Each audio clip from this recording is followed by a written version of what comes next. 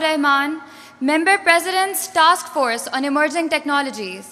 The topic of his discussion is telemedicine framework based upon international standards. Thank you.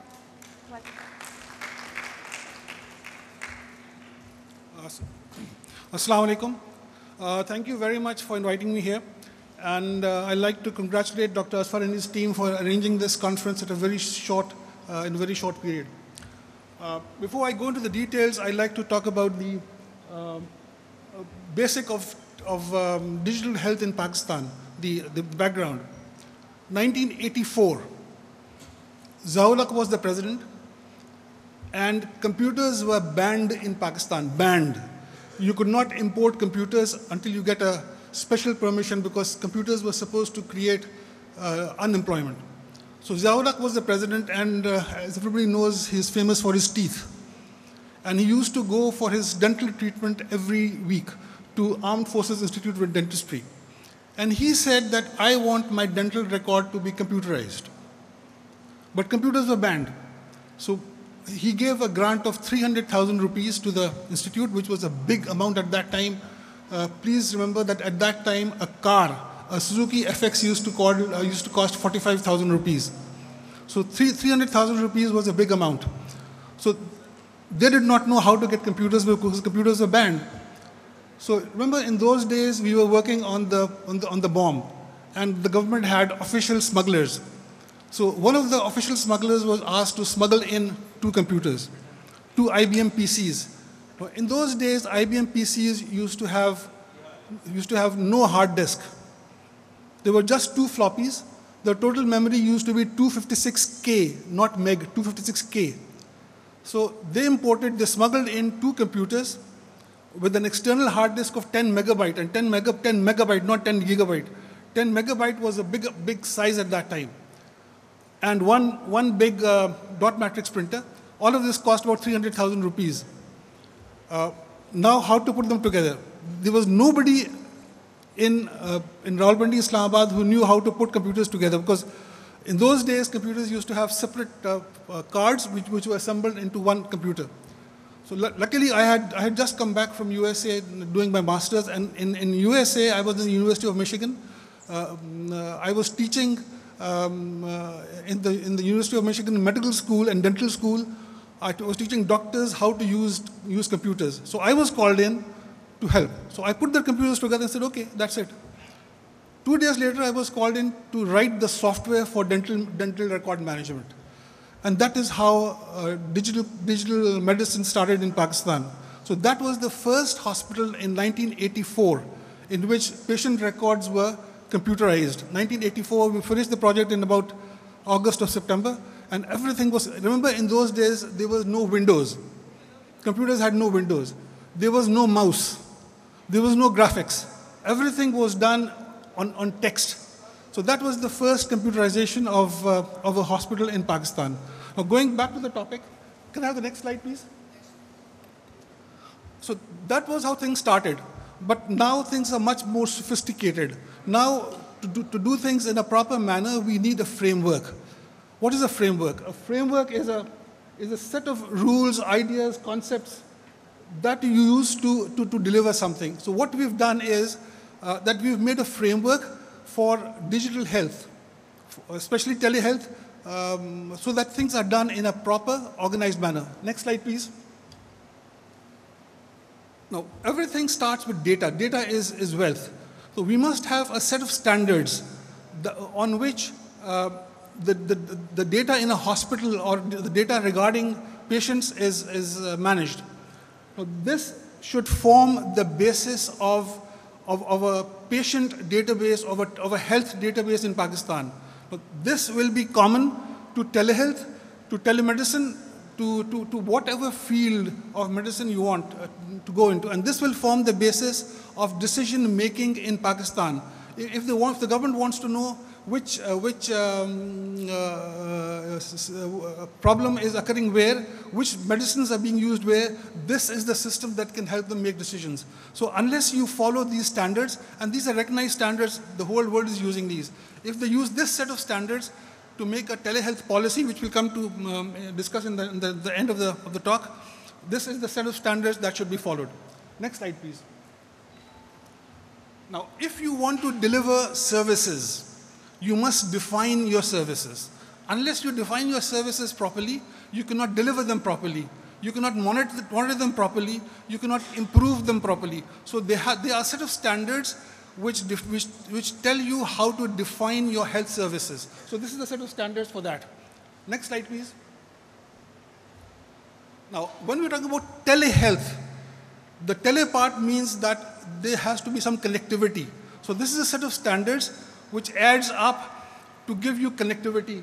Of course, the web access and all the devices that you use have to have access. So this is the set of standards which gives you connectivity in telehealth. Next.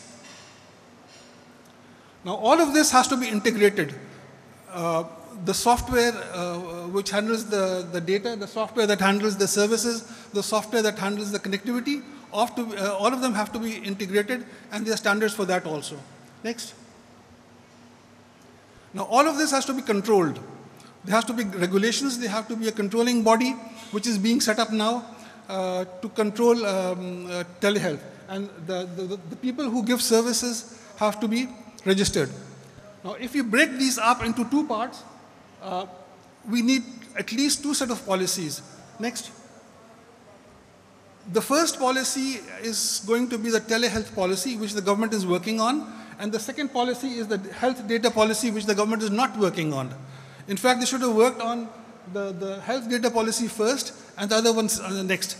But this is how it's done. So what we hope is that the telehealth policy, which is coming up probably in the next few weeks, takes care of all these standards, and it is backed up by a health data policy in the near future. Next.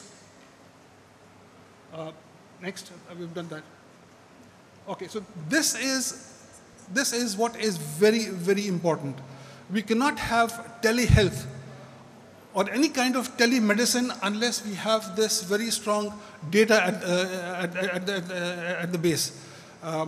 We heard that the government is doing something about it, but there's nothing happening very, very effectively on this. That's it. Thank you very much for your time. Yes, Assalamu alaikum. Sorry. So I represent Infometrics. We are a data management expert organization in Pakistan, London, and New York. My question to you is from the data policy perspective. You mentioned that the policy is already ready and is launched, right, for the data management? No. They said they are working on it. They're working on it. There's no insight into it, what they're doing on it. Okay. So in our team, we got one of the most recognized data management experts in the world. And we would like to contribute to improving this policy, or at least making sure that it's comparable with the Western world. So how can we help? That's one. And if there is an opportunity to collaborate, what are the avenues we can explore in this? Yeah, Ministry of Health is working on this. I understand they are establishing a separate body for this. Dr. Aswar is in contact with the people in Ministry of Health, and he can guide you to whom to contact. Okay, great. That's great. Thank you. Do we have any other questions from the audience? And you have rightly explained that these are the models by which efficiently and effectively data warehousing can be done. My question here is, as a nation, shouldn't we come up with a policy whereby all the laboratories, all the hospitals, all the pharmacies should end up contributing to the data warehousing so that an overall national database for patient, pharmaceutical, maybe laboratories data is compiled in a way which is of use, benefit of masses? Yes, can you go back one slide? So this data framework is the same for telehealth, or rather health, right? It may be telehealth or not telehealth.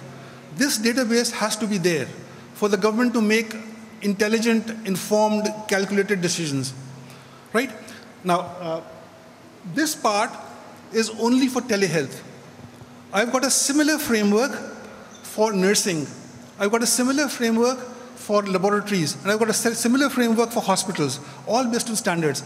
All of them stand on top of the data framework. So you're right, that is the data framework is common. It may be telehealth or non-telehealth. That has to be there. All the data from all sources has to come there. And the record, each patient record has to be based on his national ID card. So we've done this in UAE. There's a very big chain of laboratories in the UAE, and they have based themselves on this, and I've been involved with them. So the same can be done in Pakistan, but there has to be somebody in the government who can take this, who has a vision, and who should take this initiative. You're right. The data framework is the basis of everything. Good morning. My name is Dr. Grafi from the Hungarian Embassy, and congratulations for your presentation. Unfortunately, you are very short and cut at the end, and I think that it initiates a lot of questions. So first of all, let me congratulate the SARFA for this event, because I think this is the first and the most important for the future of Pakistan. So my question also the same, this data security, and I also would like to offer the Hungarian government support in it, because maybe that you know that the European standard is a little bit more wide, and I think that the data of the patient is very important. Yeah. And I'm very skeptical if a government will do something, it's take 10 years. So I think that the digital health is much quick developed all over the world, especially in Pakistan. So I have two comments. The first, congratulations to Dr. Asfar, because I think that it's a big need, it's a demand for this kind of digital health. And let me offer my support regarding this topic. Thank you. Okay, let me elaborate some things. There's a committee in the government for information security, and I'm the chairman of that committee. We started working in August last year, and last week the cabinet approved the cyber security policy of the government. So that was done by our committee. That you can see there. It's now, at this stage, it's only a policy. But probably from next week, the implementation will start of that policy. Now, what is missing? The two things which are missing. This is missing, and this is missing. These two things are very, very important. Data governance, how do you control all this data? And that is done according to ISO 38505 and ISO 8000. ISO 8000 is a set of about 12 standards which does this. Now, but on top of all of this is technology governance. But technology governance does not mean the governance of IT. It does not mean the governance of information technology. See, because in a hospital, there are about 100 different technologies that are being used. And you cannot get the best use of all those technologies until you govern them with synergy. Technology governance is a term which was coined by me, and I've written the only book ever in the world on technology governance. I can share a copy with you if you want. That is not there. Unless you govern technology in a hospital, you cannot make use of all the technologies there. So what we've already done is we've started working on this. We don't have this, and we don't have this. So unless this thing is done, you cannot do any of this properly. Thank you. There was a question there. Assalamu alaikum. Thank you for your talk. My name is Dr. Faisal. I represent Cognitive Healthcare, which is a Dubai-based, UAE-based remote patient monitoring company. And I just wanted to input that we are not just the telehealth, we are also lagging behind in the point you've written over there, disorders data. I think if a new health policy for telemedicine is being implemented, maybe it's a good idea to implement the international standards of ICD-10 and the upcoming ICD-11 at this stage. It's a very painful process to transition from, just a random sampling data to actual proper ICD type data. So I think maybe now that the government is serious about this, maybe at this stage, it's a good idea to implement this throughout Pakistan, so we can actually have a true idea of the disease data instead of just guessing or sampling the data. So maybe on the policy level, it will be a transition period of a few years, but it's a good chance to get Pakistan's healthcare level up to the next level using these international WHO standards. And for all the IT people, the APIs of these ICD databases for the disorders are available on the WHO website, so you can just integrate them into your services very easily. Thank you. Yeah, you're very right. There are already standards for this, and they are mutually compatible.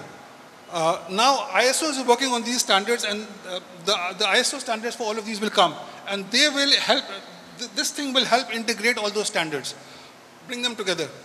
But what is more important is ensuring the data quality.